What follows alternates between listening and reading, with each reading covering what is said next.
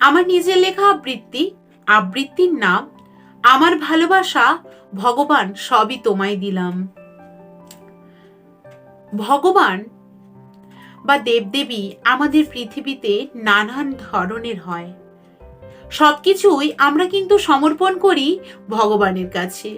সবকিছুই আমরা ভগবানের কাছেই চাই।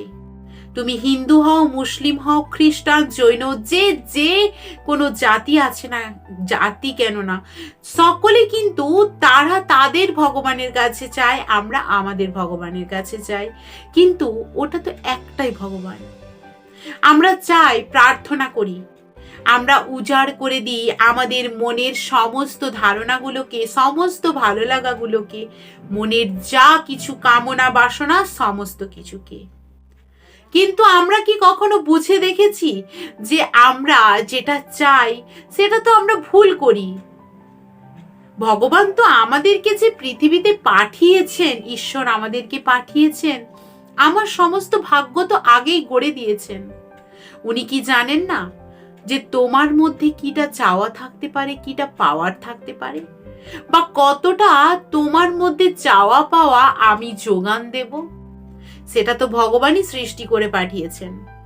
সেটা তুমি যতই যাই চাও, যত উপরে উঠতে চাও না কেন, সেই ভগবান তোমার মধ্যে কিন্তু ওই যতটুকু দেওয়ার ঠিক ততটুকুই দেবে। তুমি যত বেশি চাও না কেন, তাতে ওনার কিচ্ছু এসে যায় না, উনি তো দেবেন না। কেননা উনি তোমার ভাগ্য লিপিবদ্ধ আগেই করে ফেলেছেন। ভগবানের কাছে যে আমরা চাই, কোনো কিছু চাই, সব সময় প্রণাম করলে কিছু না কিছু আমরা চাই। এই চাওয়াটাই হচ্ছে আমাদের জীবনের ভুল ধারণা।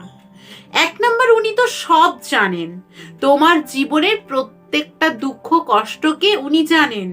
কেননা উনি আপনাকে এভাবেই পাঠিয়েছেন যে তোমাকে জীবনে এই কষ্টগুলো করতে হবে, এই দুঃখটা পেতে হবে, তাহলে তুমি জীবনে ঘুরে দাঁড়াতে পারবে, তাহলে তুমি জীবনে কঠোর একেবারে একেবারে ছুরির ধার যেরকম হয় সেই রকম ভাবে জীবনে বাঁচতে পারবে, না হলে তুমি পারবে না।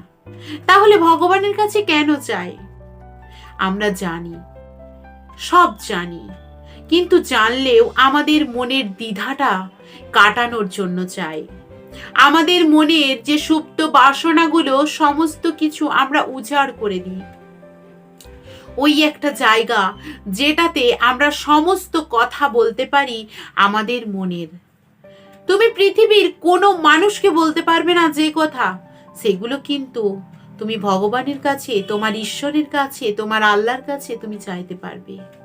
তুমি বলতে পারবে, তুমি মাথা নত করে বলতে পারবে, আর তাতে কিন্তু তোমার মধ্যে কোনো দ্বিধা থাকবে না।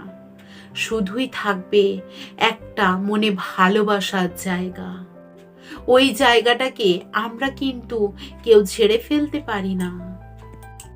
আমরা জীবনে সমস্ত কিছু আজকে ভগবানের কাছে যখন যে বলি এটা আমার এই প্রবলেম সেই প্রবলেম, উনি তো সব জানেন মানলাম, কিন্তু এই যে বলছি এটা আমার মনের তৃপ্ততা, আর কিচ্ছু না। যে এটা আমার মনের তৃপ্তি, আমি কারুকে এই কথা বলতে পারিনি, আমি কিন্তু তোমার কাছে সমস্ত কিছু জানালাম।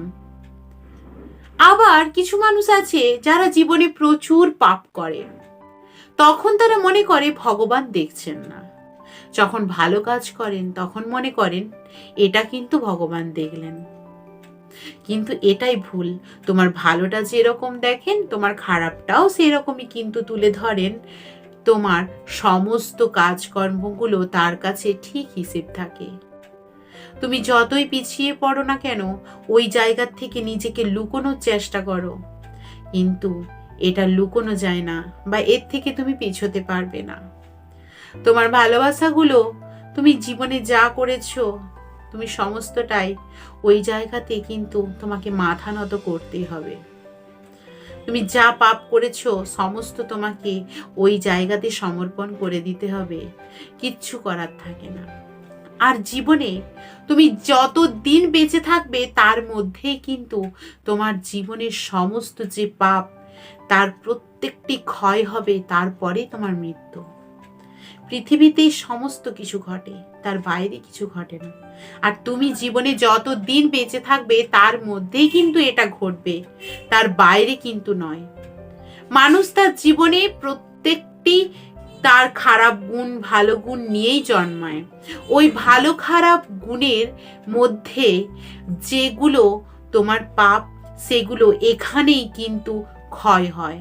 তারপর তুমি তার প্রত্যেকটি পাপের তার মাসুল গুনবে, তারপর কিন্তু তোমার মৃত্যু হবে। না হলে কখনোই তোমার মৃত্যু সেভাবে হবে না। তুমি জীবনে যে কোনো কাজ করো না কেন, তুমি যদি তার আগে ভগবানকে প্রার্থনা করো, ডেকে যদি সেই কাজ করো, দেখবে তাহলে তোমার কিন্তু কখনোই সেই কাজের মধ্যে কোনো রকমের কি বাধা আসছে না। সেই কাজ খুব সুন্দরভাবে তোমার জীবনে হয়ে যায়। তুমি যদি একটিবার তাকে প্রার্থনা করো মন থেকে, একটিবার তাকে মনের ওই কোণাতে জায়গা দিয়ে তাকে তুমি ডাকো, তোমার প্রত্যেকটি কাজ কিন্তু সত্যি ভালো হয়।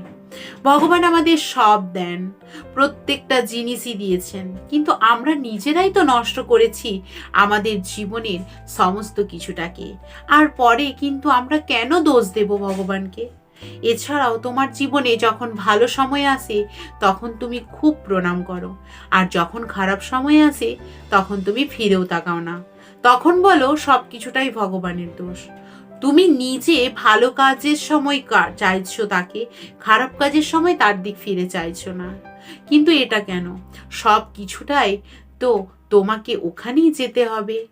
কেননা ভালো কাজটার বেলায় তোমার ঠিক আছে, খারাপ কাজের সময় সব খারাপ। এটা কি হয়? তার মধ্যেও কিছু ভালোকে খুঁজে নিতে হয়। তোমার বাড়ির আত্মীয় মারা গেছে, তোমার খুব প্রিয়জন, কাছের জন। তুমি ভাবছো এটা ভগবানের দোষ, আমার কাছ থেকে কেড়ে নিল। কিন্তু সেটা তার সময় হয়ে গেছে, কেড়ে নেওয়ার কিছু নয়। আর সে যে গেছে সেটার পিছনে কিছু একটা কারণ আছে, সেটা তোমাকে মেনে নিতে হবে। তাহলেই দেখবে জীবনে কখনো দুঃখ পাবে না। আর প্রত্যেকটা জিনিসকে পজিটিভ হিসেবে ধরলে কখনো কষ্টও আসে না আমাদের জীবনে। তাহলে জীবনকে সুন্দরভাবে বাঁচাতে হলে তুমি ভগবানকে স্মরণ করো একটিবারের জন্য।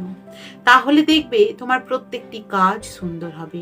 প্রত্যেকটা জীবনে প্রত্যেকটা জিনিস তুমি পেতে চাইলে ভগবানকে স্মরণ করো। যেটা তোমার প্রাপ্য তুমি সেটুকুই পাবে, তার বেশি কিন্তু নয়।